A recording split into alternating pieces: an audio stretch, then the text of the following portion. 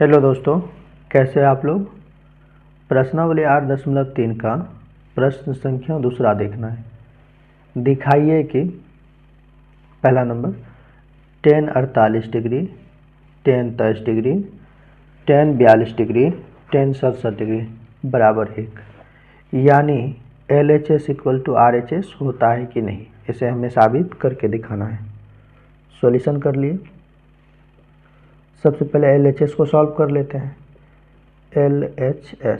LHS में एक चीज़ करना है, अरेंज करना है, 90 का पेयर बनाना है।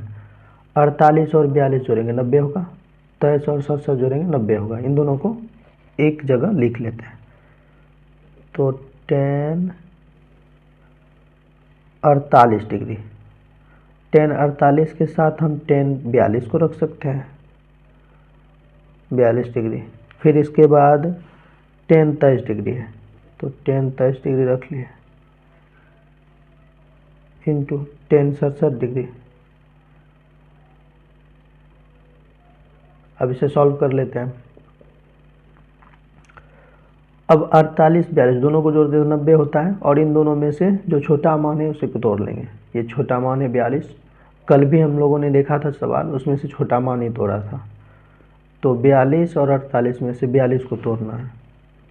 tan 48 के जगह tan 48 रख दिए, इंटू 90 के फॉर्म में तोड़ देना है, tan 90 डिग्री, यानी 90 में से 48 घटाएंगे तब ना 42 होगा, 48 डिग्री। अब इन दोनों में से भी तो छोटा तो यही है 23 डिग्री, तो इसे 90 के फॉर्म में तोड़ देना है, tan 90 डिग्री। 90 में से 67 घटाएंगे तो 23 डिग्री होगा, और tan 67 डिग्री है, tan 67 डिग्री रख दिए। अब यहाँ tan 48 डिग्री ही आएगा, ठीक।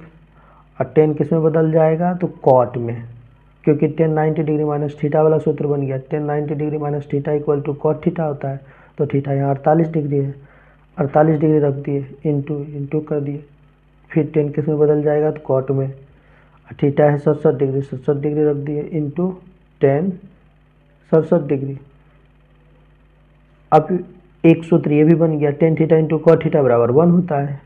यानी अगर हम यहाँ लिखना चाहें tan theta into cot theta equal to 1 होता है।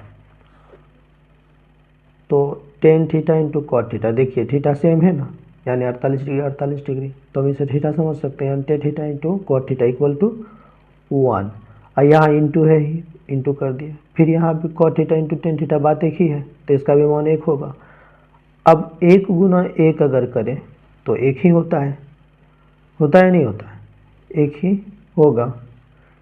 इसके बाद देखना है हमें कि LHS को हमने सॉल्व किया, RHS आया कि नहीं, तो देख लेते हैं।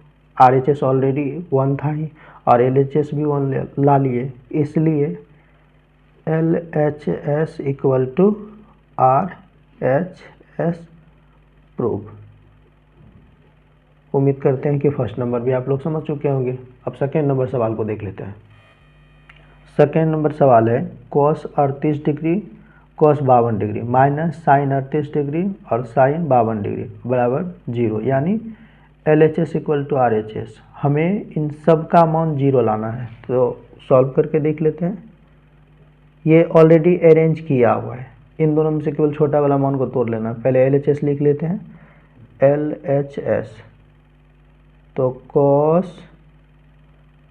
38 degree into cos 52 degree minus sine 38 degree into sine 52 degree.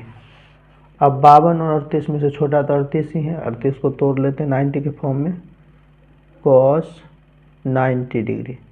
90 में से 52 घटाएंगे तो 38 डिग्री हो जाएगा, और cos 52 है, cos 52 रहने देंगे, cos 52 डिग्री माइनस माइनस कर दिए। फिर इन दोनों को भी तोड़ लेंगे, साइन 90 डिग्री। 90 में से 52 घटाएंगे तो 38 डिग्री हो जाएगा, और साइन 52 डिग्री रहेगा ही। अब कॉस बदल जाता है साइन में, कॉस 90 डिग्री माइनस थीटा के फॉर्म में आएगा तो कॉस बदल जाएगा साइन में, साइन थीटा, थीटा यहाँ 52 डिग्री, फिर कॉस 52 डिग्री, माइनस से माइनस कर दिए, फिर साइन बदल जाएगा कॉस में, थीटा है 52 डिग्री और साइन 52 डिग्री। ये भी एक सूत्र है, sine theta into cos theta, sine theta into cos theta equal to 1 होता है, तो इक्वल टू 1 कर लेते हैं, 1 यहाँ माइनस से माइनस कर दिए, cos theta into sine theta equal to 1। अब देखिए 1 में से 1 यानी 1 में से 1 घटा 0, LHS 0 आ गया, RHS ऑलरेडी 0 था, इसलिए LHS equal to RHS prove, solve, दूसरा का दोनों सवाल कंप्लीट हो गया।